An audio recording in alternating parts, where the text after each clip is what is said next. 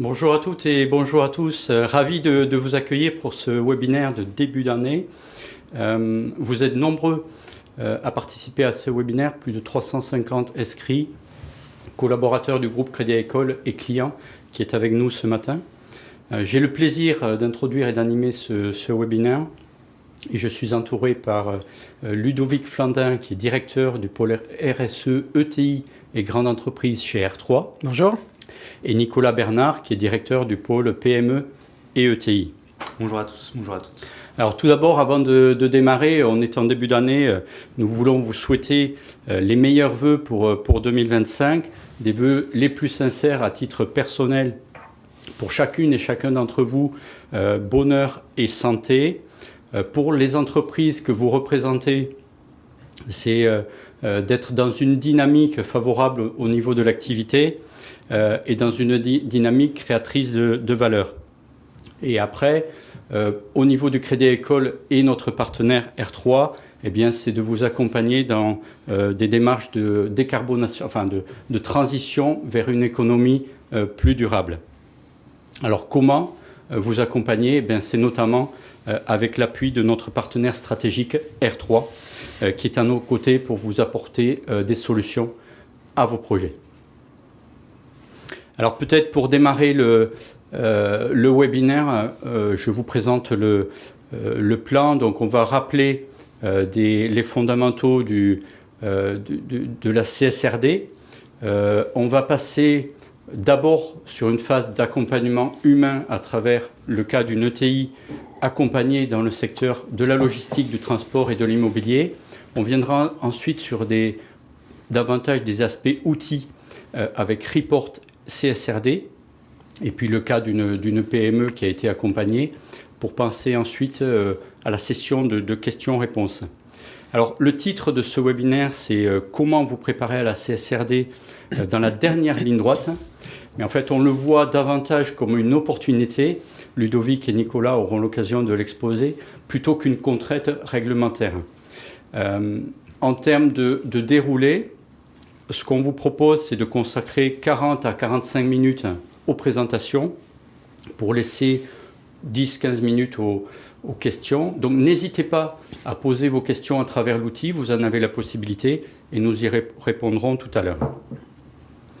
Avant de se lancer dans le vif du sujet, peut-être de rappeler voilà, l'accompagnement que nous pouvons faire auprès de vous, dirigeants d'entreprise, à travers le réseau des conseillers en transition énergétique, qui est une nouvelle communauté au sein des caisses régionales, qui, avec votre chargé d'affaires, pourront trouver toutes les solutions pour vous accompagner dans vos démarches de transition.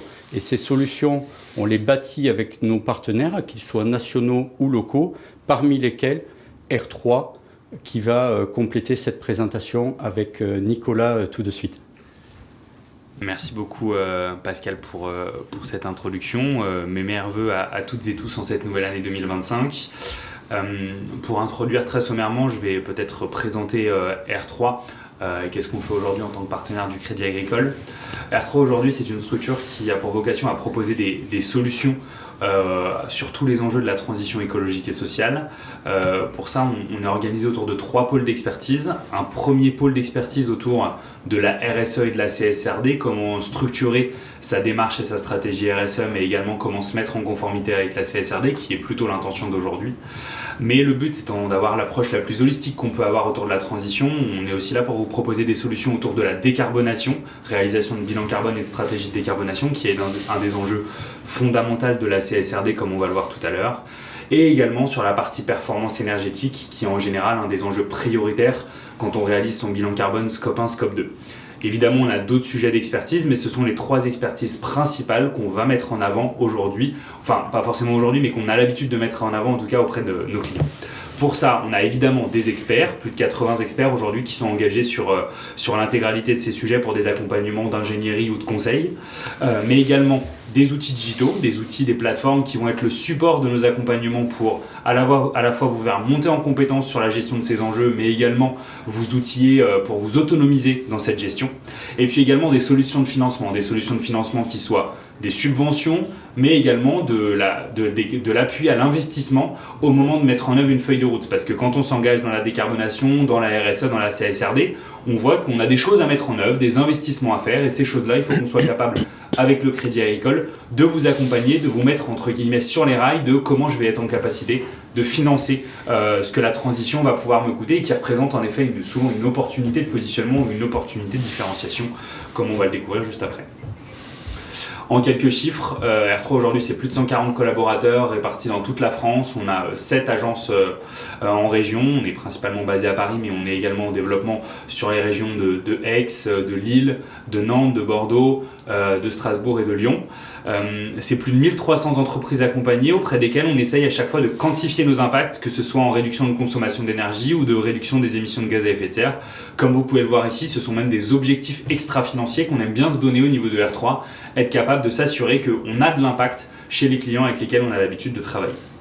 Voilà en quelques mots pour R3 et notre manière de faire. On va la creuser un petit peu plus en détail sur la partie méthodologique, mais je vais d'abord laisser Ludovic vous présenter plus en détail la CSRD et les fondamentaux.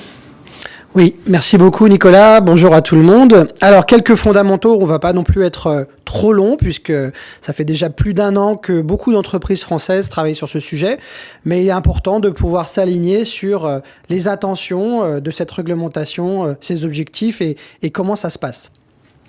Alors, la CSRD, c'est effectivement une directive européenne, pour être précis, qui a la Corporate Sustainability Reporting Directive, qui a pour un objectif très ambitieux, la création des comptes extra-financiers de l'entreprise moderne. Et ça veut dire que dans les projets d'adaptation à cet environnement réglementaire, les entreprises mobilisent non simplement les directions générales et directions RSE, mais aussi les directions financières. C'est important parce que l'objectif est de créer un thermomètre annuel pour chaque entreprise pour pouvoir prendre sa température en matière RSE. Et puis derrière ça, au final, qu'est-ce que veut la Commission européenne, le Parlement européen? C'est que les entreprises accélèrent en termes de transition et améliorent de manière continue leur plan d'action en se basant sur ce reporting annuel. Alors, le reporting annuel, il va se matérialiser par un rapport, une déclaration de durabilité qui va être publiée chaque année et qui va inclure à la fois des informations de durabilité financière et extra-financière. Une cible très importante de plus de 50 000 entreprises par vagues successives, avec cette année les premières entreprises cotées en France qui vont publier à partir du mois de mars leur premier rapport de durabilité, puis les entreprises qui correspondent à des critères de taille, 2 de 3 critères, parmi lesquels les collaborateurs, 250 collaborateurs, 50 millions de chiffre d'affaires et 25 millions de bilan. Et puis ensuite 2 vagues complémentaires qui vont aller jusqu'à inclure des entreprises extraterritoriales à l'UE, comme par exemple Coca-Cola ou Nespresso. Les fondamentaux de la CSRD, ce sont 4 choses. D'abord, la transparence, vous l'aurez deviné, puisque c'est un exercice de reporting. Deuxièmement, c'est le lien avec le reporting financier pour faire en sorte que les deux mondes se parlent et correspondent entre eux. Et puis, les 2 derniers principes sur lesquels on va revenir un peu plus en détail sont très intéressants car ils sont novateurs. C'est une innovation. Ce sont la comparabilité avec l'utilisation de normes ESRS et la priorisation à travers l'utilisation d'un outil de priorisation qui s'appelle la double matérialité. Pour les normes ESRS, on peut comparer ça en fait à une liste d'ingrédients qui enfin harmonisent le reporting. Pour ceux d'entre vous qui travaillent sur ces sujets RSE depuis de nombreuses années, on a toujours eu des soucis d'harmonisation, de comprendre comment les choses pouvaient être comparables entre entreprises. Ici, on a une norme, ou plutôt 12 normes, que vous voyez sur la partie gauche de l'écran, qui prennent en compte tous les aspects possibles d'un impact environnemental et social d'une entreprise. Ces normes sont structurées toutes de la même manière avec des notions autour des impacts, risques et opportunités, IRO, un acronyme qu'on va réutiliser aujourd'hui, et puis la même structure de reporting qui est politique, action, objectif et métrique. Ça peut paraître tout simple, mais c'était quelque chose qui manquait encore à la RSE aujourd'hui, cette espèce de langage universel et de façon de parler des choses commun à toutes les entreprises qui permet de comparer. Et dans cette norme ESRS, on a une banque de données, de plus de 1000 données, qui ne sont pas toutes à reporter. C'est une banque parmi lesquelles on va pouvoir puiser en fonction de la matérialité pour fabriquer le rapport que vous voyez sur la droite. Et au final, dans un monde fictif où on relirait le rapport de durabilité de Nespresso en 2027, on pourrait voir que Nespresso a pris quelques informations depuis la partie gauche et en a fabriqué son rapport. La deuxième notion très importante et novatrice de la CSRD, c'est l'utilisation de la double matérialité. En fait, la double matérialité, comme dans une recette, c'est un peu les proportions qu'on doit utiliser pour fabriquer le gâteau. Cette double matérialité, elle se base sur un concept d'analyse qui est au final assez simple, dont il ne faut pas avoir peur, qui est d'abord, dans un premier temps, de regarder tous les impacts que l'entreprise peut avoir d'un point de vue financier à cause de sujets environnementaux ou sociaux. C'est-à-dire, est-ce que son compte de résultat, son chiffre d'affaires va évoluer parce que des risques, des opportunités liées à l'environnement et à la société vont se matérialiser et venir impacter positivement ou négativement son résultat. C'est la matérialité financière. Et d'un autre sujet, on regarde d'un autre côté si l'entreprise elle-même, par son activité et sa chaîne de valeur, va avoir un impact sur l'environnement ou la société. Quand on voit qu'il y a une matérialité, donc une importance, une gravité, une probabilité très forte qu'un événement se passe d'un point de vue changement climatique, biodiversité ou conditions de travail, on va devoir faire un reporting sur ce sujet. Et donc, on a ce système qui est mis en place pour toutes les entreprises de manière universelle. Et au final, c'est l'entreprise qui va pouvoir décider ce qui est matériel et non matériel en mettant une limite pour pouvoir ensuite mettre dans ce rapport ce qui doit être compté et aussi raconté. Donc, c'est ça qui est très intéressant. De ce point de vue-là, aujourd'hui, on a eu la chance avec R3 d'accompagner plus de 100 entreprises dans des secteurs très différents. Vous voyez que finalement, la CSRD, c'est un petit peu la vie quotidienne. On retrouve toutes les entreprises que nos clients, nos consommateurs côtoient, sur lesquelles ils vont pouvoir avoir des informations de durabilité qui les concernent. Ce n'est pas un rapport qui est simplement pour les techniciens de la RSE. C'est aussi un rapport où les citoyens, les associations, les journalistes vont trouver des informations sur la pollution, sur l'atteinte à la biodiversité, ou au contraire, sur ce que l'entreprise fait de bien et qu'on ne connaît pas assez. Pour maximiser les chances de réussite de votre entreprise, et Nicolas va en reparler ensuite ainsi que moi-même, on a compris qu'en dehors des deux éléments qu'on avait, donc la double matérialité et les normes ESRS, il y a besoin d'un certain nombre d'ingrédients complémentaires que la pratique, depuis 1 an et demi de préparation, nous a apportés. D'abord, avoir une équipe interne avec un appui externe multi-expert. Le sujet est très complexe parce qu'il est très large. Vous n'avez pas, en tant qu'entreprise, la compétence sur tous les sujets qui sont aujourd'hui matériels pour l'entreprise. Certains, peut-être, certains, pas du tout. Et donc l'idée ici, c'est de pouvoir vous entourer, si nécessaire, sur les parties où vous ne maîtrisez pas, d'experts qui vont pouvoir venir compléter les experts que vous avez en interne. Le deuxième sujet, on va être très franc et direct, c'est que, vu cette complexité en termes de conditionnalité des sujets, de sujets qui peuvent apparaître avec des dérogations dans le temps en fonction de votre taille, il est important de pouvoir digitaliser et utiliser un outil qui va vous permettre de collaborer pour la préparation du rapport et qui va vous permettre d'organiser la donnée, d'avoir une trace d'audit qui soit facile. C'est la même chose que font aujourd'hui les financiers dans le monde des finances. Quand ils font leur compte financier, il y a des outils digitaux qui permettent d'avoir de la fiabilité et de la sécurité sur les données. C'est la même chose. En l'occurrence, R3 a développé aussi un outil dont on va vous parler aujourd'hui qui s'appelle R3 Report CSRD. Il existe plein d'autres outils sur le marché, bien entendu. Le troisième élément, c'est bien sûr, in fine, de pouvoir réussir la validation de ce rapport. On rappelle que ce rapport va être audité et donc il est important de pouvoir avoir une discussion au fil de l'eau avec les commissaires aux comptes de durabilité pour pouvoir valider les travaux. On a eu la chance, à travers toutes nos expériences, de pouvoir valider 100% des entreprises qu'on accompagne avec une dizaine d'auditeurs très différents. Et donc, c'est un moment vraiment très important. Le quatrième point qui est vraiment important pour nous, et c'est une approche qu'on recommande, c'est d'avoir une gestion de projet pragmatique.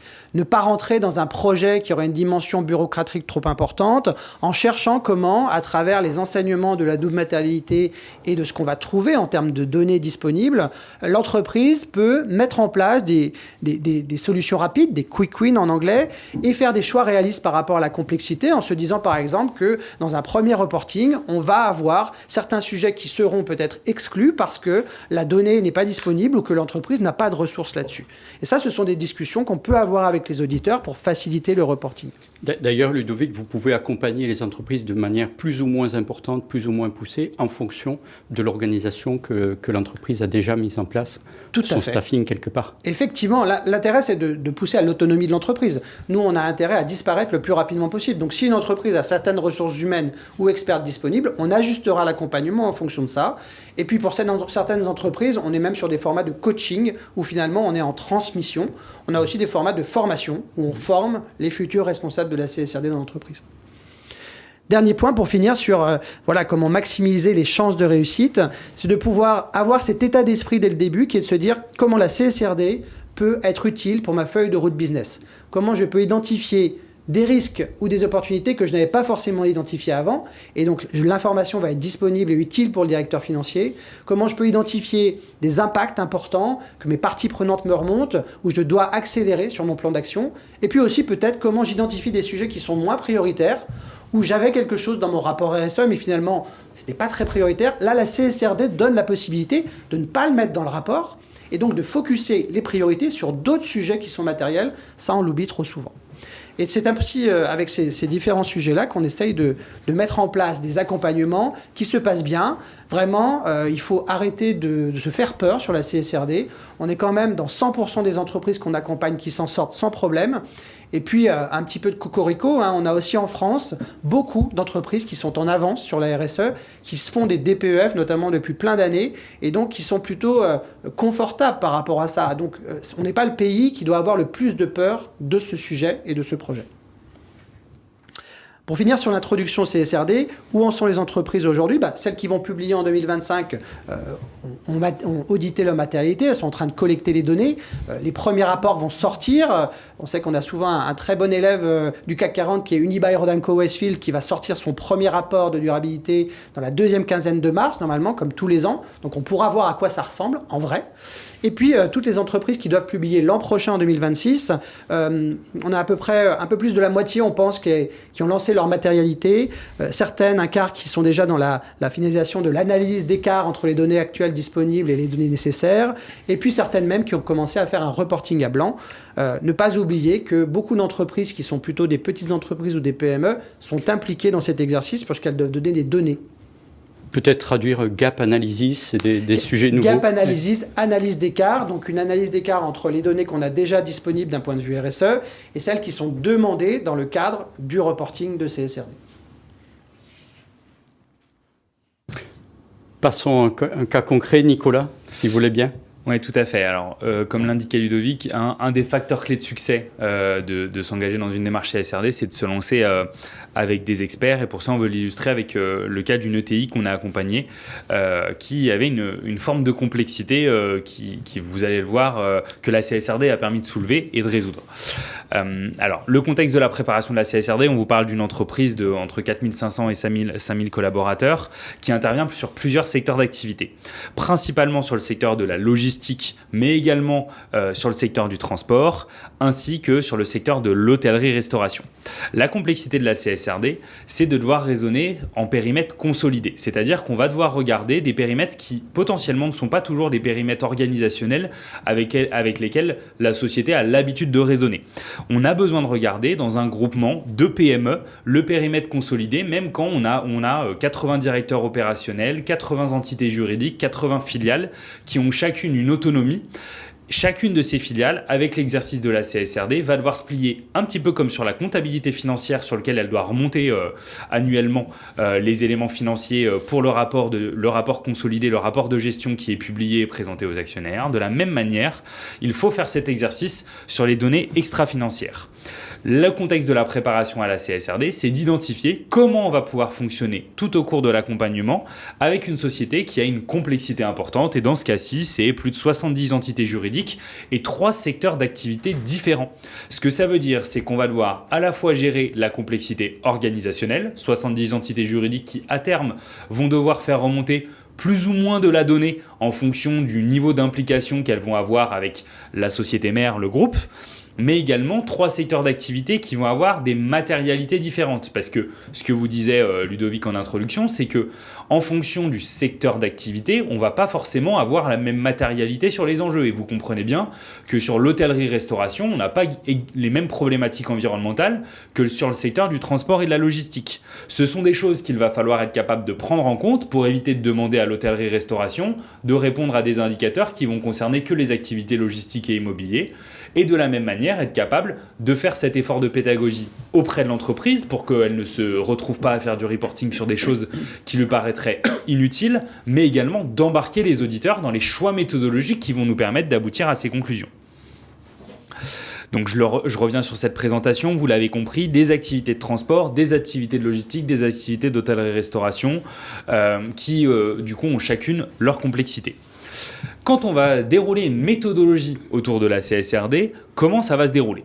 La première phase, c'est la phase d'analyse de l'existant qui va nous permettre d'aller digérer et consommer toute l'information autour de la RSE qui peut déjà exister en interne. Par exemple, est-ce qu'il y a une direction HSE ? Est-ce qu'elle existe au niveau de chacune des 70 entités juridiques du groupe ? Ou est-ce qu'il y a une structure consolidée qui déjà récupère un certain nombre d'informations au niveau de la société mère ?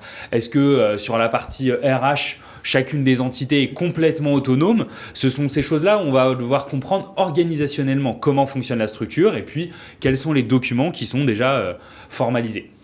Ensuite, on va se lancer dans une grande phase d'études documentaires, de consultation et de construction de la double matérialité sur laquelle je vais revenir juste après.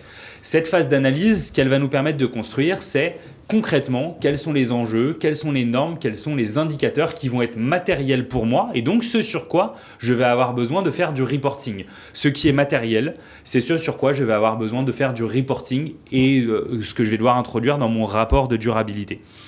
Donc une fois que j'ai fait mon analyse de double matérialité, je vais pouvoir identifier la liste des indicateurs sur lesquels je vais avoir besoin de faire ce reporting. Pour que ça ait de la cohérence, pour que ça puisse être utile pour la société, le but, c'est qu'on arrive à le faire, pas simplement dans une optique de reporting, mais dans une optique de construction de sa feuille de route et de sa stratégie business. Le but, c'est de connecter sa stratégie ou sa feuille de route CSRD avec la feuille de route business de l'entreprise et de se dire que ça va être un des pans de développement de l'activité. Vous êtes peut-être beaucoup aujourd'hui dans l'audience à avoir des plans de transformation de l'entreprise dans les années à venir. Il faut être capable de connecter la feuille de route CSRD avec la feuille de route stratégique pour se dire, et pour être capable de justifier d'ailleurs face aux auditeurs, sur tel enjeu, aujourd'hui, je n'ai pas forcément de réponse même si cet enjeu est matériel, mais je rends visible le fait que dans mon plan stratégique, à horizon 2026, j'aurai un plan de biodiversité avec une réponse à l'intégralité des enjeux de la biodiversité parce que ça a été bien intégré dans mon plan de charge et c'est des choses sur lesquelles je sais que j'ai un engagement envers vous dans les années à venir. C'est cet exercice de transparence qu'on attend de la CSRD et pas forcément une réponse exhaustive à l'intégralité des enjeux. C'est ce qui peut faire peur d'ailleurs, c'est que les questions sont à certains endroits très ambitieuses pour des entreprises qui ont un niveau de structuration très bas sur certains enjeux, ce qui est tout à fait normal et tout à fait logique. Notre but, c'est de vous aider justement à le connecter avec la manière dont vous allez l'intégrer dans vos plans d'action. Et puis ensuite, on se lance dans cette phase de collecte et de structuration de son rapport de durabilité. Concrètement, produire le rapport qui va être à destination des auditeurs.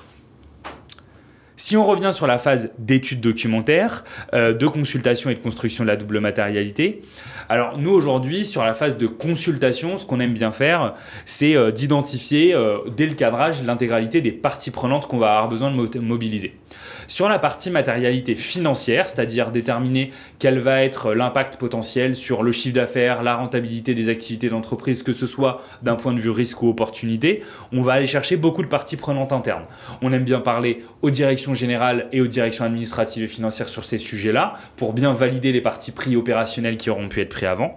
Mais les entretiens qu'on va mener, c'est sur la partie approvisionnement, des discussions avec la direction achat, sur les risques par exemple d'approvisionnement, s'il y a des approvisionnements matières qui vont poser des risques environnementaux ou des risques géopolitiques, par exemple en termes de chaîne de valeur amont, c'est des questions qu'on va avoir besoin d'élucider pendant les consultations internes. On va avoir beaucoup de discussions sur le volet RH avec la direction des ressources humaines. On va essayer de comprendre le process opérationnel pour voir quel risque il peut y avoir. Je prends l'exemple sur la partie changement climatique. On va essayer de détecter si sur l'intégralité des sites fonciers de cette entreprise, s'il n'y a pas eu d'isolation qui a pu être menée sur le parc immobilier, est-ce qu'il y a un risque par exemple que sur de trop grandes canicules ou de phases de sécheresse, il y ait des arrêtés de production parce que les collaborateurs ne peuvent pas travailler sur des températures qui dépassent 35 degrés pendant une durée qui va être supérieure à 3 heures parce qu'on n'est pas capable de ventiler suffisamment les lieux pour les rendre suffisamment, on va dire, accessibles pour travailler. C'est des choses qui se passent beaucoup dans certains secteurs d'activité ou par exemple dans le secteur du bâtiment sur lequel on travaille sur des horaires décalés parce qu'en phase de canicule, on ne peut pas travailler entre 12h et 16h pendant l'été. C'est les choses qu'on va intégrer dans notre phase de consultation, qu'on va coter, qu'on va quantifier avec vous pour construire cette matérialité financière. Sur la partie matérialité d'impact, c'est-à-dire comprendre quel impact réel vos activités peuvent avoir autour des enjeux de la CSRD, les questions qu'on a envie d'aller poser, c'est des questions qu'on va mener à partir d'une analyse documentaire. C'est là où on va mettre beaucoup de notre expertise, aller chercher quels sont les référentiels qui peuvent exister, les études, quel est en fait l'état de l'art en termes de recherche sur ces questions-là sur la partie analyse économique, mais également aller mener des travaux de consultation avec des parties prenantes externes, des acteurs de la filière, vos clients, vos fournisseurs. Essayez de comprendre quel est votre impact au regard de la filière sur l'intégralité des enjeux. Est-ce que vous êtes un gros contributeur en matière d'émissions de gaz à effet de serre au regard de la filière ou au regard d'autres secteurs d'activité? Ça va nous permettre de comprendre la gravité des impacts et la probabilité qu'ils occurrent. C'est ces choses-là qu'on a besoin de construire pour être capable de justifier face à auditeurs les partis pris qui vont être pris en matière de double matérialité, et c'est ce qui va nous permettre derrière d'identifier les indicateurs sur lesquels il va y avoir besoin de faire du reporting sur ces fameux zéros qui ont été mentionnés par Ludovic, ces impacts, risques, opportunités. Dans un groupe important comme celui-ci, avec plusieurs activités, votre point de contact principal, ça a malgré tout été le groupe, certainement, avant de regarder les différentes filiales? Exactement. En général, les donneurs d'ordre qu'on a en face de nous, ici, ce sont des directions RSE qui partagent cette responsabilité avec des directions administratives et financières. C'est là où on voit que la RSE, ce que disait Ludovic en introduction, parle de plus en plus avec la partie administrative et financière, surtout dans les ETI qui ont une structuration RSE, parce qu'on va parler des PME qui n'ont pas du tout forcément de responsables RSE aujourd'hui qui sont vraiment identifiés. Là, on a un responsable RSE et une direction administrative et financière qui travaillent de concert sur cette question-là et qui, elles, coordonnent les entités juridiques qu'on va avoir besoin de mobiliser, notamment dans la phase d'identification des indicateurs, où là, ce travail de gap analysis qui va se lancer est assez robuste parce qu'on doit mobiliser pas mal d'interlocuteurs, même si on est capable de raisonner en groupement sur une structure avec 70 entités juridiques, ça reste quand même toujours un chantier. Si on prend en compte du coup ce qu'on doit avoir en tête tout au long de la méthodologie, c'est qu'il faut à la fois s'adapter à la complexité, être agile avec la méthodologie et être capable de comprendre où est-ce qu'on peut avoir des gains très pragmatiques et très opérationnels et où est-ce qu'il faut qu'on ne laisse pas passer le curseur de ce que la méthodologie nous impose. Notre boulot, c'est de vous aider à décrypter les textes pour être capable de savoir ce qu'il faut faire en suivant à la lettre l'esprit, et également ce qu'il faut être capable de gérer avec un petit peu plus de flexibilité, d'être dans un travail d'aller-retour avec les auditeurs pour dire on a pris des partis pris qui vont nous permettre, comme je vous le disais tout à l'heure, sur la partie identification des impacts, risques et opportunités, d'être capable de se dire on n'a pas besoin forcément d'appliquer certains de ces impacts, risques, opportunités sur toutes les filières de l'entreprise, parce que sur l'hôtellerie-restauration, la biodiversité est un non-sujet, on n'a pas besoin de le regarder. Par contre, les déchets qui sont peut-être pas sur la partie immobilière très importante, elles sont extrêmement importantes sur la partie hôtellerie-restauration. Pour ça, il faut bien adapter les enjeux qu'on va analyser à l'entreprise. Et c'est que nous, on doit faire tout un travail amont de vulgarisation, de transformation des enjeux qui sont écrits dans les normes de manière pas forcément très adaptée à la réalité de l'entreprise, ou en tout cas du secteur d'activité de l'entreprise. Nous, notre travail, ça va être de rendre qu'est-ce que c'est le changement climatique pour une entreprise de l'hôtellerie-restauration ou pour une entreprise du transport et de la logistique. Et juger de la pertinence des indicateurs en fonction de l'activité. Et vous aider en tout cas justement à avoir cette compréhension de pourquoi ça s'appliquerait à moi ou pourquoi ça ne s'applique pas à moi. On doit également vous appuyer sur la cotation de ces impacts, risques, opportunités en vous disant là, c'est par exemple particulièrement risqué de négliger tel enjeu parce que l'opinion publique ou un auditeur ne comprendrait pas que vous décidiez par exemple de dire le changement climatique pour moi il n'est pas matériel du tout. Nous, notre boulot, ça va être de vous dire attention, cet enjeu-là, il est extrêmement important à mettre en avant et aujourd'hui, c'est pas possible de passer à côté dans son premier rapport de durabilité. Et puis également de vous mettre en bonne position de construire quel va être le seuil de matérialité qu'on doit retenir, parce que cette question du seuil de matérialité, c'est de dire à partir de combien, de quelle note je vais intégrer un enjeu dans mon rapport de durabilité. On fait un travail de cotation, on a une matrice à la fin concrètement qui va d'une échelle de 1 à 4. à partir de quelle note de 1 à 4, je peux raisonnablement me dire qu'un enjeu est matériel ou non matériel, parce que c'est comme ça que je vais pouvoir raisonner en exclusion de reporting. Et là, c'est de vous aider à, on va dire, prendre le pouls en fonction du marché, en fonction de ce qu'on voit sur nos accompagnements et ce que peuvent faire d'autres confrères, de se dire, là, on est raisonnable, entre guillemets, de dire que le seuil, il est à temps et il n'est pas à temps, parce que ce serait un peu risqué de se dire qu'on va du coup retirer peut-être 25 enjeux d'un coup si on abaisse ou on rehausse ce seuil de matérialité. Et ensuite, notre boulot dans la collecte des données, c'est de vous aider à pas faire la collecte sur l'intégralité des enjeux, mais vous aider à construire comment je vais pouvoir faire du reporting de manière mesurée, même si on va être transparent, le morceau est quand même assez important, notamment parce qu'il faut justifier sur tous les enjeux sur lesquels on est matériel de ce qu'on aurait ou de ce qu'on n'aurait pas à disposition. Mais le but, c'est quand même qu'on soit capable de vous aider à bien trier, on va dire, la manière dont vous allez pouvoir faire du reporting ou non. Hop. Si j'avance, et j'en ai déjà parlé, je pense que je vais avancer sur la partie indicateur quantitatif pour l'illustrer sur cette partie, sur la partie ESRS E1, donc le changement climatique, j'en parlais tout à l'heure. Cet enjeu, on ne peut pas passer à côté. Il est obligatoire à analyser dans l'exercice de la CSRD. C'est quand on regarde les grilles des auditeurs d'évaluation de la méthodologie aujourd'hui, c'est une des premières questions qu'ils vont poser. Quel est le niveau de matérialité du changement climatique et est-ce que l'enjeu a bien été retenu comme matériel? Il faut justifier de pourquoi il ne le serait pas aujourd'hui dans l'exercice de la CSRD. C'est le seul enjeu qui a traité de cette manière. Et donc du coup, si on l'illustre dans la matérialité d'impact, qu'est-ce qu'on veut comprendre? C'est est-ce que l'entreprise émet beaucoup de gaz à effet de serre? Est-ce que ces émissions, elles portent sur toutes les activités? Est-ce qu'il est possible d'y remédier? Sur la matérialité financière, c'est comment ça va affecter le chiffre d'affaires, le CAPEX, le résultat, concrètement, comment ça va affecter les activités de l'entreprise. Et ensuite, si l'enjeu est matériel, voici tous les indicateurs, et encore là, on est très peu exhaustif, mais une liste des types d'indicateurs que ça nécessite de faire ressortir. En indicateurs chiffrés, on va avoir besoin de consommation électrique par site, de pourcentage d'énergie renouvelable dans le mix énergétique global, d'émissions de gaz à effet de serre en valeur absolue, de l'intensité carbone du chiffre d'affaires, de la répartition de ces émissions par scope, scope 1, scope 2, scope 3, des cibles de décarbonation qui sont visées par l'entreprise en termes de trajectoire de réduction d'émissions de gaz à effet de serre à court terme, moyen terme, long terme, la trajectoire de décarbonation par scope, le plan d'adaptation des actifs, bref, tout un tas d'indicateurs qui pour beaucoup d'entreprises sont encore pas du tout forcément déterminés, un peu flous et encore en cours de construction. Et notre boulot, c'est justement d'être capable de vous accompagner là-dessus. Peut-être sur cette slide, la traduction de SBTI.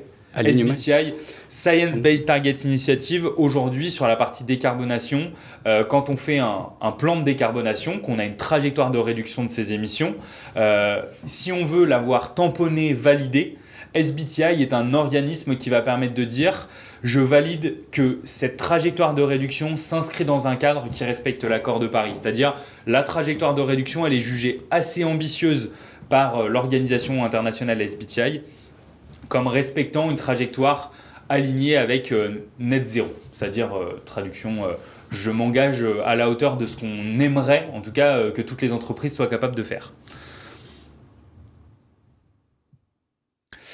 L'idée ensuite derrière, une fois qu'on a fait tout cet exercice-là, c'est de se mettre en chemin pour mettre à jour sa feuille de route RSE, l'inscrire dans son plan stratégique comme je le disais tout à l'heure, être capable de réviser les actions que peuvent déclencher de la CSRD, il faut potentiellement les prioriser, identifier qui vont être les porteurs en interne, se mettre dans la quantification et le financement de chacune de ces actions. Et nous, notre boulot, ça va être aussi de vous dire quel plan d'investissement je vais être capable de déclencher à l'issue de ce travail pour me dire comment je vais le cadencer dans le temps, comment je vais pouvoir financer cette action, comment je vais pouvoir le mettre en œuvre. C'est toutes ces questions qu'on a besoin de se poser à l'issue de l'exercice d'identification des indicateurs sur lequel un appui conseil permet entre guillemets de se dire cette feuille de route, elle va être robuste, structurée, elle va me permettre d'aller au bout des choses et je vais être sûr qu'en fait, ça va pas rester lettre morte. J'aurai des choses nouvelles à raconter dans mon rapport de durabilité année après année parce que là, si on se focalise beaucoup sur la méthodologie aujourd'hui, qui est une des choses les plus importantes, mais demain, ce qui va être extrêmement important, ça va être de constater une amélioration rapport après rapport parce que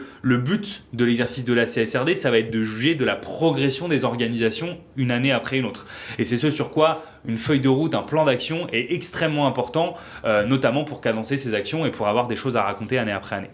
Et puis ensuite, la partie structuration du rapport, le but c'est d'avoir un plan détaillé, complet, qui permette d'illustrer comment je vais pouvoir mettre en avant. Ça devient un outil de communication extra-financière, pas simplement un outil de communication financier. Et ça, c'est extrêmement important de savoir à la fois comment je vais gérer la collecte des données et puis comment je vais le valoriser de manière extra-financière après auprès de toutes les parties prenantes qui peuvent être intéressées. Alors peut-être avant de passer à la partie suivante qui va être davantage les sujets du digital avec Report CSRD, peut-être de rappeler à tous les participants, les entreprises, voilà, que nous mettrons à disposition le replay de ce webinaire d'une part, et puis aussi peut-être vous allez voir à l'écran la possibilité de demander un entretien personnalisé avec R3 pour vous accompagner entreprise dans votre démarche CSRD. Donc voilà, Ludovic, peut-être cette partie digitale. Bien sûr. Alors on s'est rendu compte que il y a à peu près 1 an et demi, quand on a commencé les premiers accompagnements sur ce projet CSRD, que les équipes qui étaient constituées, que ce soit nos consultants ou les personnes en entreprise qui devaient gérer les projets, avaient quand même du mal avec les outils disponibles qui sont un gros fichier Excel avec plein de points de données qui est issu de la réglementation, qui a été fabriquée par une organisation indépendante européenne qui s'appelle l'EFRAG, et puis les textes de loi qui aussi, pour certains aspects, sont quand même très obtus, un peu redondants parfois, un peu jargonneux, donc pas forcément évidents. Et donc ça, par rapport à ça, c'était vraiment important pour nous de travailler sur la digitalisation. Et c'est ce qu'on a fait avec la création de cet outil Report CSRD. On va vous expliquer simplement comment il a été utile et efficace pour notamment une PME, donc une entreprise qui n'avait pas forcément une énorme taille. Donc, cette entreprise, c'est une entreprise PME leader dans son secteur qui est sur le marché des équipements sanitaires pour des lieux publics et qui est située avec 2 sites en France, un site au Portugal. Il n'y avait pas beaucoup d'équipes RSE matures, des moyens assez réduits, comme beaucoup de PME qui ont des priorités plus business, et puis pas d'organisation sur toute la donnée RSE, avec pourtant une envie de piloter une fois la CSRD en place. Et je me rappelle très bien le premier rendez-vous avec le directeur général qui a dit « pour moi, la CSRD, c'est la dernière opportunité de monter dans le train de la RSE, c'est le dernier wagon, donc allons-y. Je sais que ça va demander autre chose que du reporting, donc autant très bien le faire. » Et je pense que c'est l'état d'esprit de beaucoup de dirigeants, de patrons de PME aujourd'hui, de se dire je dois aller sur ce sujet, comme je fais bien le reste, je vais essayer bien de faire ce sujet-là, donc j'ai envie que ça soit pérenne, que ça soit le plus agréable possible pour les équipes et le plus utile. Et donc on a mis en place cette solution Report CSRD qu'on utilise, comme vous le voyez, dans toutes les étapes qui sont très orientées data, donc les étapes 3, 4 et 5. Et qui vient s'inscrire dans un portail un peu plus large où les entreprises clientes de R3 peuvent aussi avoir accès à des outils de pilotage sur l'énergie, sur le carbone ou sur leur plan d'action RSE. L'outil il a été créé à partir des textes de loi, des normes ESRS, donc là, plus de 1200 points de données, avec l'objectif de rendre ça facile, accessible et le plus clair possible. Donc on a traduit d'abord ces textes qui sont pour la plupart, donc le fichier en tout cas des points de l'EFRAG est en anglais, donc on l'a traduit en français, on a amélioré les informations sur chaque point de données pour le rendre plus facile à comprendre et on a créé un process qui permet à la personne de l'entreprise qui va remplir ce fichier digitalisé de le faire de manière autonome et pérenne. Donc vous voyez, c'est vrai que c'est aujourd'hui un outil qui est utilisé par plus de 50 entreprises avec des process de réponse qui sont très collaboratifs, évolutifs, une évaluation et une fiabilisation de la donnée qui est possible grâce à des modules dont on va parler un petit peu. Et puis tout ça est personnalisable, c'est-à-dire que la chose la plus compliquée, c'est d'avoir la double matérialité qui a été créée, de savoir du coup qu'on va devoir faire un reporting sur 15 enjeux, 50 points de données et peut-être, je sais pas, 3 sujets qui sont supplémentaires. Comment on fait pour avoir un reporting qui n'est que là-dessus? Donc on paramètre à chaque fois avec l'entreprise l'outil pour que l'univers de reporting soit vraiment juste ce qui est nécessaire pour votre entreprise. Et puis ensuite, vous avez la possibilité d'avoir une visualisation tout au long de la préparation de là où vous en êtes en termes de pourcentage de collecte pour au final avoir la possibilité à travers l'outil d'avoir un rapport automatisé qui va sortir et qui sera une base que vous pourrez utiliser pour vos différents travaux d'audit puis de communication. Alors l'outil, peut-être, là, il sert pour CSRD, mais le socle informatique de votre outil va peut-être aussi permettre de répondre à d'autres sujets, bilan carbone, peut-être, pour l'entreprise, et plus largement d'autres sujets. Exactement, vous avez une bonne base, en fait, qui peut ensuite être utilisée en partie, par exemple pour les RH, ou pour le carbone, ou pour d'autres sujets qui sont plus des sujets de gouvernance.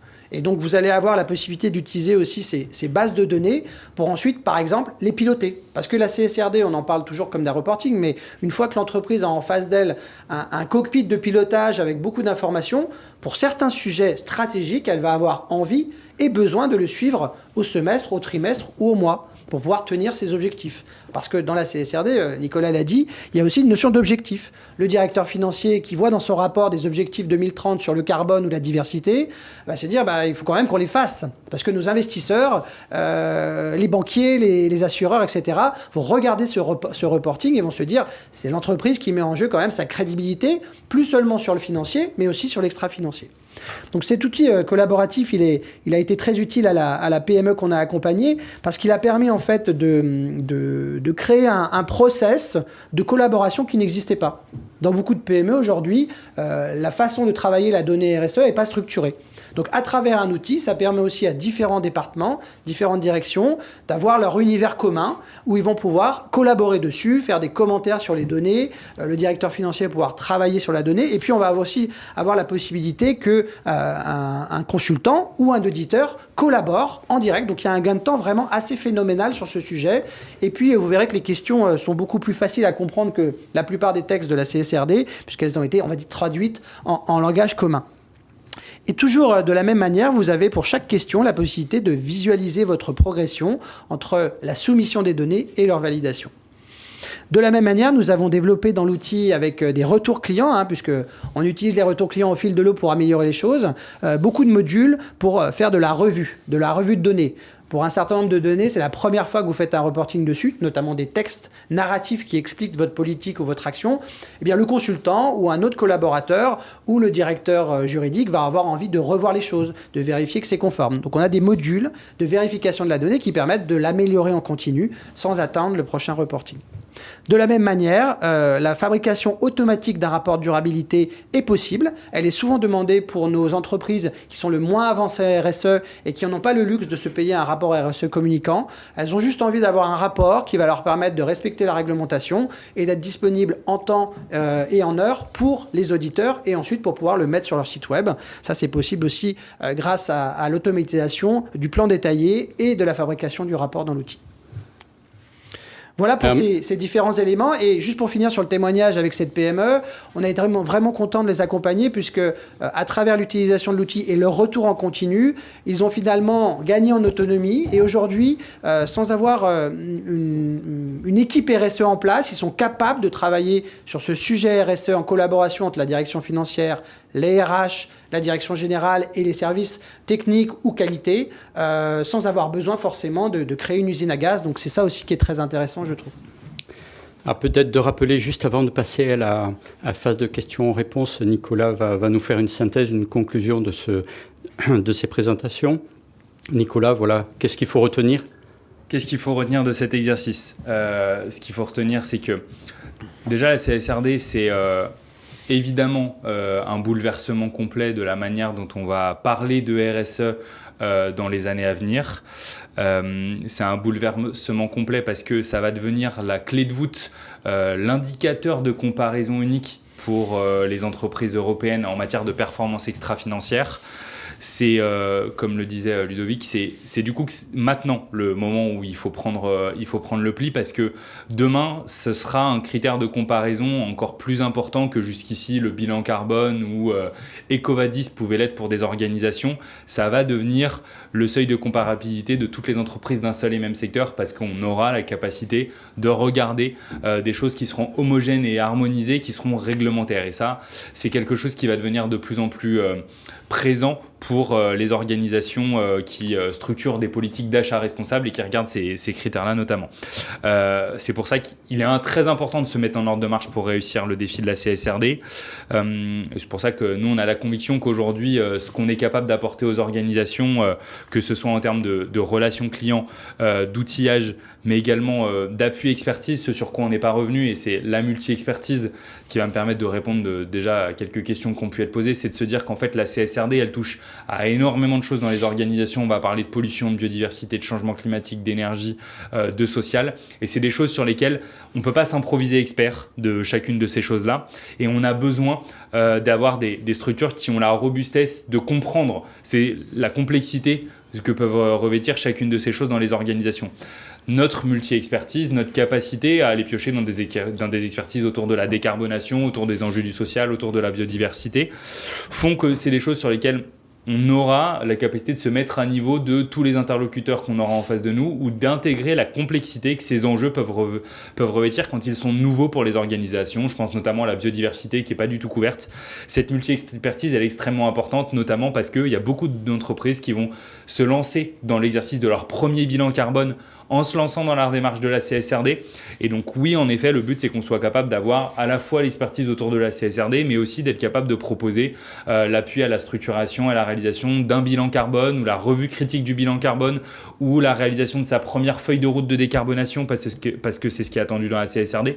Donc il faut vraiment avoir en tête que cette multi-expertise, elle est extrêmement importante pour rendre digeste et vulgariser des choses qui sont très nouvelles et complexes pour les organisations dans la plupart des cas, notamment dans le cas des PME, comme le précisait Ludovic. On ne va pas avoir en face de nous un interlocuteur pour le bilan carbone, un interlocuteur pour la CSRD. On va toujours avoir en face de nous un seul point d'entrée unique, et le but, c'est qu'en face d'eux, ils aient qu'un seul point d'entrée unique, et c'est un peu ça la spécificité de R3, c'est d'avoir toutes ces expertises pilotées par un seul et même chef de projet qui va piocher derrière dans des interlocuteurs en interne qui sont capables de porter ces sujets-là en le faisant, et ce sera mon mot de la fin, de manière très pragmatique et très opérationnelle. S'adapter à la réalité économique des entreprises, c'est notre métier au quotidien. Comprendre vos métiers et savoir traduire de manière plan d'investissement, comptabilité financière, les choses que vous allez devoir mettre en œuvre dans les années à venir, et puis de ne pas proposer des choses qui soient à côté de la plaque par rapport à la réalité de vos enjeux. Ça reste un de nos enjeux principaux, vous aider à être conforme, vous aider à prendre le pli, vous aider à en faire une opportunité, tout en faisant en sorte que ce soit le plus proche de la réalité économique que vous aviez et pragmatique opérationnellement par rapport à votre mode de fonctionnement. Merci beaucoup. On va rentrer dans la phase de questions-réponses. On en a plusieurs qui sont déjà arrivées. N'hésitez pas à poursuivre avec d'autres questions. Alors peut-être avant de se lancer, un sondage qui va apparaître à votre écran pour donner votre niveau de satisfaction sur les présentations qui ont été faites, le contenu, dans un premier temps.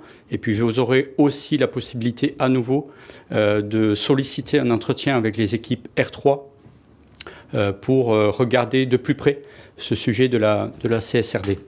Alors, parmi les premières questions, une qui concerne les secteurs d'activité qui seraient exemptés de la CSRD.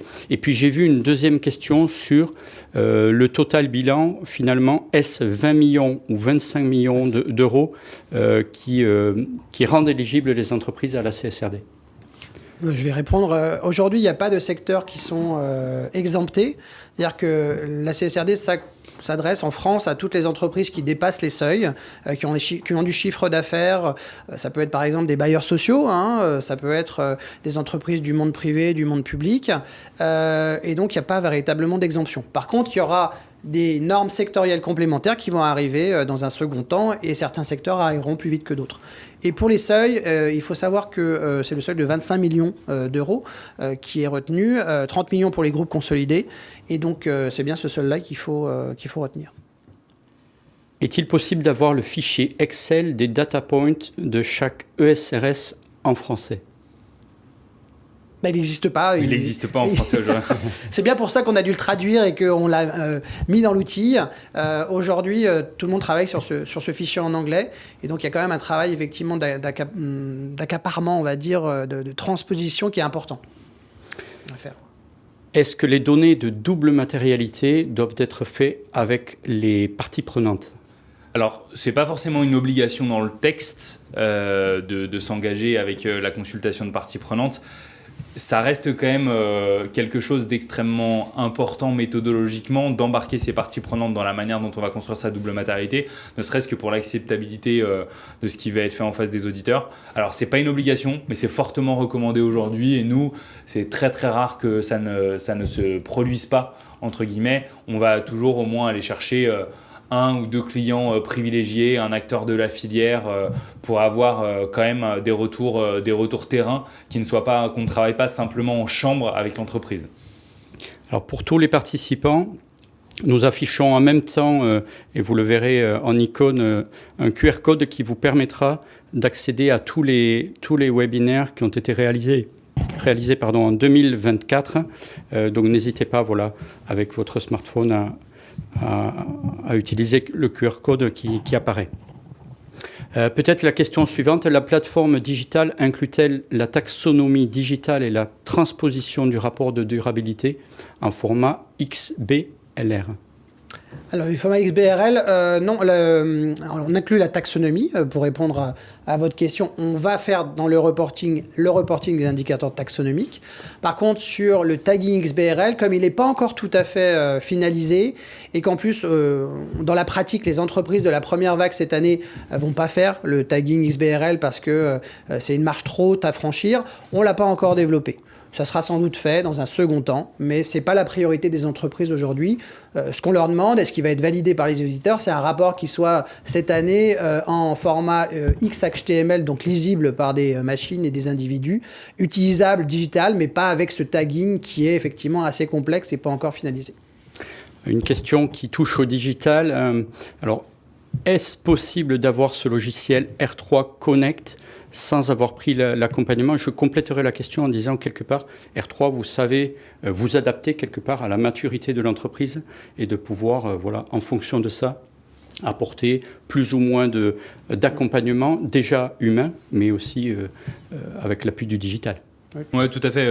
Aujourd'hui, c'est tout à fait possible de souscrire à R3 Connect sans avoir un appui conseil ou alors un appui conseil sur simplement une des phases de la CSRD ou un appui en format coaching. On va dire que tout est envisageable et je permets de répondre du coup à une autre question. Donc, dans R3 Connect, il y a évidemment une brique sur la CSRD, mais il y a une autre brique sur la réalisation du bilan carbone qui était une des questions que j'ai pu avoir. Le but, c'est d'avoir justement l'intégralité des briques qui sont nécessaires dans les différentes exigences de reporting qui soient un petit peu au même endroit et que du coup quand on ait fait son bilan carbone, la plupart des indicateurs du bilan carbone se déversent déjà dans le rapport CSRD. C'est des choses qui seront dans notre prochaine version de l'outil et qui seront prêtes pour 2026. Alors de la même manière, peut-être avant de passer aux questions suivantes, vous verrez apparaître l'ensemble de nos prochains webinaires qui ont déjà été prévus pour les 3 premiers trimestres. Donc n'hésitez pas à retenir ces dates pour lesquelles les équipes des caisses régionales qui sont avec nous vous transmettront les invitations. Mais vous avez d'ores et déjà les dates de nos prochains événements. Peut-être la question suivante, on vient de parler de l'outil CSRD et bilan carbone, Nicolas. Tout à fait. On pourrait prendre la question, comment voyez-vous l'avenir de la CSRD face aux vents contraires européens poussés par quelques lobbies et comment justifiez-vous sa légitimité aux dirigeants d'entreprise? Alors aujourd'hui, le consensus politique qui avait été là en 2019 pour créer le pacte vert européen, dont la CSRD est une des nombreuses législations qui était là, n'est plus le même aujourd'hui. Donc effectivement, à la suite des élections européennes l'an dernier et donc de l'arrivée de la nouvelle commission, il y a un projet cette année de revisiter certains textes du pacte vert, dont la CSRD, projet qui va demander un travail important de trilogue entre la Commission européenne, le Parlement et le Conseil des ministres européens, et qui donc va être sans doute long. Sur quoi il va porter en particulier, aujourd'hui, rien n'est arrêté. L'objectif d'Ursula von der Leyen, c'est de pouvoir faire de la simplification et de l'unification entre les textes. Par contre, aujourd'hui, il y a beaucoup de gens qui sont très défenseurs de la CSRD au niveau européen, des pays comme la Suède ou l'Espagne. Donc pour obtenir un consensus, il va falloir faire des compromis, à la fois entre les pays qui veulent peut-être plus de simplification, comme l'Allemagne, ou des pays qui seront un peu vent debout contre toute modification, puisqu'ils vont penser que c'est un changement potentiel de règles de la concurrence, alors que certaines entreprises vont commencer à publier cette année, et puis d'autres qui se disent vraiment convaincus, et pour répondre à la deuxième partie de la question, c'est un peu mon point aussi, sur le côté entraînant auprès des dirigeants. Nous, on le constate dans les entreprises, celles qui ont bien avancé sur leur reporting, elles commencent à mettre en place des dispositifs complémentaires opérationnels pour aller plus loin sur la réduction de l'empreinte carbone, la prise en compte de la biodiversité, l'équilibre homme-femme, etc. Donc, en fait, quand on voit les choses, quand on les compte, et quand on a un dirigeant et que l'information n'est plus silotée, c'est difficile de ne pas passer à l'action pour des sujets d'éthique, de posture personnelle, de crédibilité par rapport aux parties prenantes, à commencer par ses collaborateurs, ou par rapport à l'externe. On a aussi des entreprises aujourd'hui qui sont poussées fortement par les investisseurs. On a des entreprises qui obtiennent des points en bonus ou des réductions de taux de crédit par leur banque ou leur private equity s'ils ont fait leur rapport CSRD, s'ils ont mis en place un bilan carbone, etc. Donc la logique vertueuse, elle est en place. Ce que je veux dire, c'est que il faut arrêter de cracher sur des choses qui fonctionnent bien en France et notamment en Europe. Ça, c'est un outil qui commence à bien fonctionner. Alors, avant qu'il fonctionne pour toutes les entreprises, il y a un grand chemin. Mais pour le moment, il faut pouvoir lui laisser sa place et son utilité. Les modifications européennes, de toute façon, vont prendre beaucoup de temps. Je ne suis même pas sûr qu'elles sont finies à la fin de l'année 2025. Donc, pour les entreprises qui sont sur la deuxième vague l'an prochain, n'arrêtez pas votre préparation. Ça sert à vraiment ouvrir la porte à un risque en fait, de non-préparation qui n'a pas lieu d'être.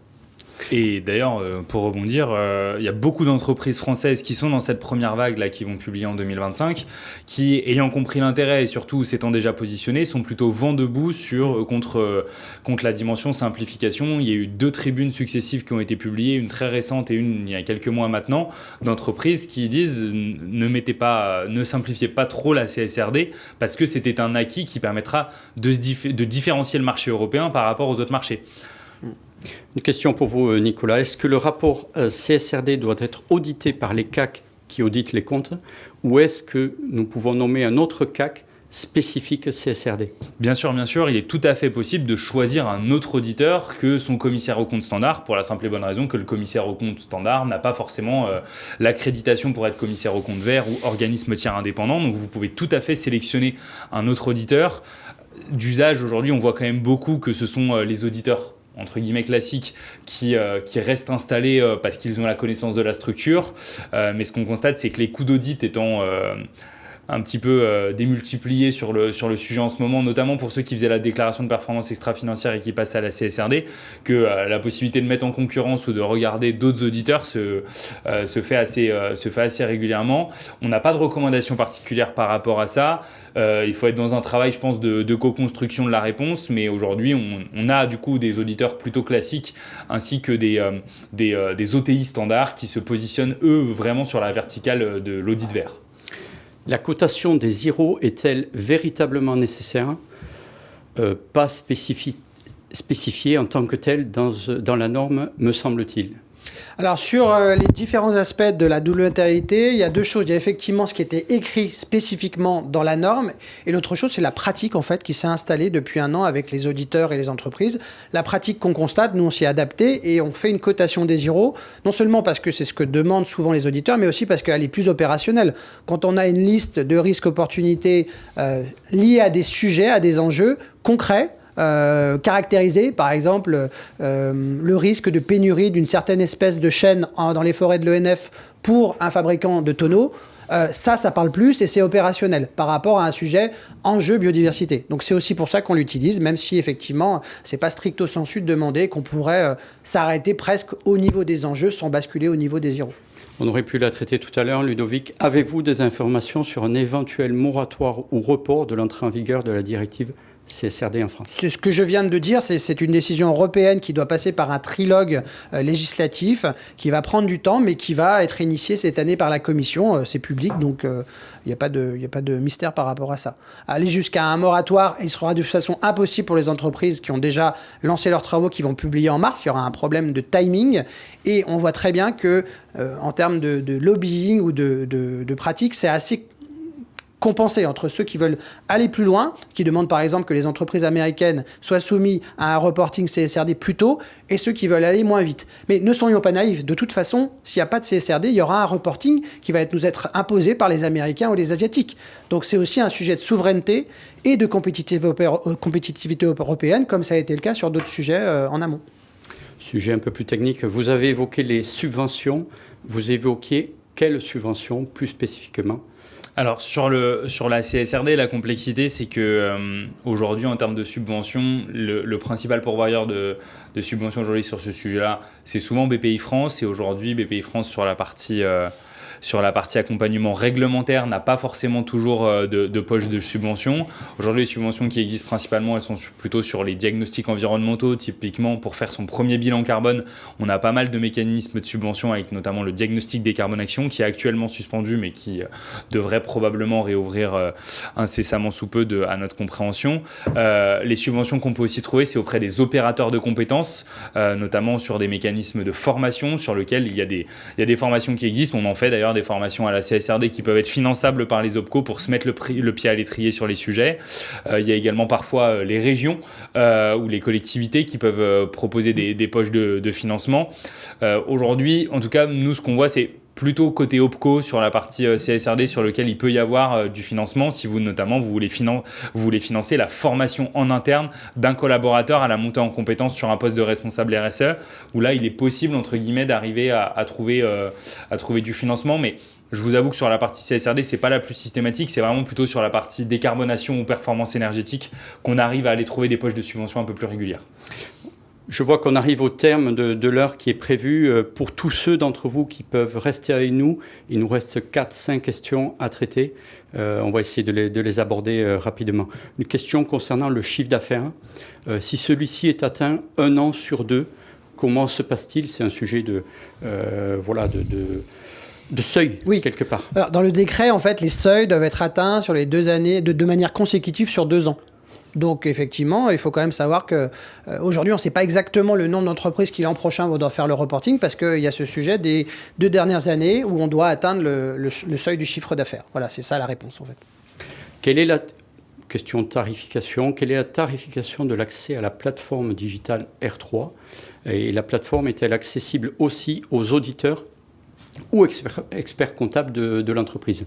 Alors, sur la plateforme ou le conseil, vraiment ce que Nicolas a dit et la réalité qu'on vit tous les jours, on s'adapte en fonction des entreprises. Ce qui nous intéresse, nous, c'est de travailler avec des entreprises qui ont envie de s'engager, qui se disent, ben voilà, j'ai des freins pour le faire parce que j'ai pas l'expertise ou j'ai pas l'outil. Donc, on trouve toujours des solutions et on s'adapte en fait à la taille de l'entreprise qui est le principal facteur. Une PME qui fait 150 personnes, c'est pas la même chose que le TI, de la logistique dont on parlait tout à l'heure. Donc on peut commencer à avoir des plans d'accompagnement de l'entreprise qui commencent pour les outils digitaux. Ça peut être quelques milliers d'euros d'abonnement, voilà. Et si l'entreprise veut travailler qu'avec l'outil sans conseil, c'est possible. Et puis, on sait aussi s'adapter sur le temps. On sait aller chercher des subventions. Je crois qu'on arrive à trouver des solutions dans 95% des cas pour pouvoir être adapté en termes de dispositifs humains. Mais il faut quand même savoir que, tout compris, une préparation à la CSRD, c'est quand même un minimum 30 ou 40 jours hommes à mettre en place, que ce soit en interne ou avec une aide externe ou d'un point de vue, on va dire, en complément. Donc vous répondez à la question suivante. Quelle fourchette de budget conseil prévoir pour la mise en place d'un reporting CSRD en fonction de la taille, bien sûr, et de la complexité du groupe, mais peut-être quelques notions? Alors, aujourd'hui, il y a un rapport, donc là je vais pas simplement parler de R3, mais il y a un rapport de la Cour des comptes qui est sorti l'année dernière qui chiffrait que la préparation à la CSRD, elle avait un coût d'entre 40 et 250 000 euros pour les organisations, donc 40 à 250 000 euros pour la préparation, et que le coût de l'audit oscillait, il me semble, de mémoire entre 65, 67 et 300 000 euros pour les organisations. Donc on sait que ce sont des coûts importants. C'est pour ça que nous, ce qu'on recommande, c'est toujours d'internaliser au mieux la compétence, justement pour ne pas se retrouver dans la situation de devoir dégager ces montants trop régulièrement. C'est d'ailleurs l'objectif d'avoir des outils qui vous permettent de vous rendre autonome dans le temps. Et c'est souvent... ce sont ces normes de coûts qu'on a l'habitude de voir et qui sont plutôt cohérents avec ce qu'on propose pour des des entrants des débuts d'accompagnement, tout en sachant qu'évidemment, si vous êtes sur une internalisation totale avec une grosse structuration en interne, le coût du conseil peut être moindre que ces 40 000 €, mais qu'il nécessite une grosse organisation en interne. Et on voit des structures qui ont entre 1,5 à 1, 2, voire 3 ETP sur des sujets autour de la CSRD. Évidemment, quand ça peut aller plus loin sur la RSE et sur le carbone, ça dépend de la taille des organisations aussi. On a déjà répondu à la question sur l'entrée en vigueur, voire le report de l'entrée en vigueur de la CSRD. Peut-être une question, qu'en est-il de l'adaptation évoquée de la transposition de la CSRD pour les PME ETI ? Alors, sur cette partie-là, sur l'adaptation évoquée aujourd'hui, il y a déjà beaucoup de mécanismes d'assouplissement ou de report qui sont déjà intrinsèques à la CSRD telle qu'elle est définie, qui permettent notamment sur 5 des 10 ESRS de faire des dégalages de reporting pour 4 d'entre eux sur une durée de 1 an, pour un d'entre eux sur une durée de 2 ans, ce qui veut dire que même si l'enjeu est matériel et qu'on est attendu en 2026 sur du reporting, en fait on peut produire les premiers éléments pour 2028 par exemple sur un de ces enjeux, même s'il faut dans la partie allégée dire quelques éléments sur le sujet, on est capable entre guillemets de produire une version temporaire. Donc il y a déjà des allègements de reporting qui sont prévus à plein d'endroits, il y a des allègements qui sont possibles quand on fait moins de 750 salariés, donc on n'est quand même pas simplement sur de la PME, on va quand même déjà toucher des ETI d'une certaine taille entre guillemets, parce que moins de 750 salariés c'est quand même un beau volume sur les 50 000 entreprises qui vont être assujetties au niveau européen. Donc il y a déjà un certain nombre d'adaptations. Ensuite, évidemment, il y a des normes allégées qui sont possibles pour les PME, en fait, qui ne sont pas du tout encore attendues sur l'exercice de la CSRD, qui sont du coup plutôt sur des normes de reporting volontaire. C'est vrai que là encore, il y a quelques éléments dans les décrets, mais on n'a pas encore les versions finales, et je pense qu'on aura un peu plus de visibilité en 2026 sur ce sujet-là. Donc, c'est un peu délicat pour les sociétés qui ne sont pas attendues de s'engager, entre guillemets, sans vouloir mettre le paquet aujourd'hui. Le but, c'est de se dire qu'on peut choisir les ESRS qui sont les plus prioritaires en suivant l'exercice de la CSRD et s'imposer entre guillemets de commencer à regarder le reporting sur les enjeux sur lesquels ça a du sens de le faire. On poursuit quelques petites minutes encore, une question intéressante qui est de la géopolitique. Comment pouvons-nous dire que nous serons soumis à ces contraintes sur l'insistance des US alors que toutes les banques américaines quittent l'Alliance mondiale pour le climat ? Lovic. C'est une bonne question. D'abord, il n'y a pas que le climat dans la vie et dans la RSE. Il y a énormément d'autres sujets sur lesquels on a besoin d'un reporting et toutes les entreprises, toutes les institutions, y compris aux US, en ont besoin, sur le respect des conditions de travail, sur des sujets liés aux pollutions. Donc, de toute façon, il y a un souci aussi des régulateurs américains et des instances boursières américaines d'avoir de la visibilité sur ces sujets. Ce qui se passe à Los Angeles en ce moment nous rappelle que ça concerne tout le monde et que ce sont des sujets qui sont déjà aujourd'hui dans les comptes financiers des entreprises. Donc il ne faut pas penser que les US, ça va devenir le Far West et qu'on va pouvoir faire ce qu'on veut d'un point de vue RSE. Et donc c'est par rapport à ça qu'il faut relativiser. Il y aura toujours un cadre de reporting. Le pire, ce que je veux dire, c'est que ce cadre de reporting soit un cadre qui soit injuste par rapport aux efforts des entreprises européennes et donc qui demande des reportings pour lesquels plein d'entreprises qui font en fait pas grand-chose vont pouvoir satisfaire. Ça, c'est pas l'objectif de la CSRD, c'est d'être assez juste dans la photo que ça puisse faire. Donc voilà, il faut prendre le bon thermomètre, et le thermomètre CSRD paraît plus adapté pour nos entreprises, vu les législations actuelles nationales, françaises et européennes, qu'un thermomètre américain qui nous serait imposé. Il y en aura un de toute façon. Aujourd'hui, le risque climat, le risque RSE, il est matériel dans les comptes des entreprises. Arrêtons de nous leurrer par rapport à ça. Les incendies à Los Angeles vont être payés par des assureurs qui vont être réassurés, et les réassureurs aujourd'hui sont des réassureurs européens. Donc finalement, c'est nous qui allons finir par payer pour un dégât qui sera dans un autre pays. Imaginez que ça peut être dans les deux sens. Deux questions très liées. Proposez-vous des formations sur CSRD d'accompagnement du dirigeant, de la direction financière, RSE peut-être, d'une part, et une autre qui va avec, c'est est-ce qu'il est possible d'avoir un contact pour les formations CSRD pour notre entreprise ? Alors, je répondrai peut-être, mais vous complétez. Que vous pouvez tout à fait, via votre chargé d'affaires, votre conseiller en transition énergétique en caisse régionale, faire appel à l'appui de R3 pour pouvoir vous accompagner. N'hésitez pas. Tout à fait. Et alors, faites vite parce qu'on a une session qui s'organise à la fin, enfin la semaine prochaine. Donc, ce sera notre première session collective sur la formation à la CSRD. Mais évidemment, il y aura d'autres sessions parce qu'on voit que, comme vous êtes déjà deux à poser la question, donc on se dit que ça a du sens du coup de faire des socles de formation de base pour dirigeants, pour fonctions administratives et financières, pour responsables RSE, pour rentrer sur ce sujet de la CSRD. Donc oui, en effet, tout à fait possible d'avoir un contact. Rapprochez-vous de votre chargé d'affaires internationales. 23 et 30 janvier, il reste 2 places. Très bien. Je vais peut-être conclure avec la dernière question. Côté financement, le Crédit Agricole est-il prêt à favoriser le financement des entreprises qui auront mis en place la CSRD ou qui atteignent la feuille de route fixée par le rapport CSRD et comment? En fait, tout ce que vous avez présenté, Nicolas, Ludovic, montre que cet exercice de CSRD, il va dans le sens de la transparence de l'entreprise, de la publication extra-financière.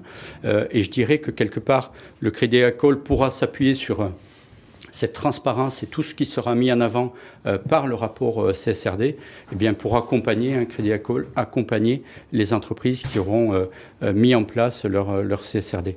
Voilà. Donc, on va vous remercier. On a dépassé le timing, mais toutes les questions étaient intéressantes. On a pu les traiter. Merci à tous. Peut-être une dernière plaque que vous voyez avec l'ensemble des équipes du Crédit Agricole, les caisses régionales et des équipes R3 pour vous accompagner sur cette année 2025. Donc une très bonne journée à tous et à très bientôt pour nos prochains webinaires.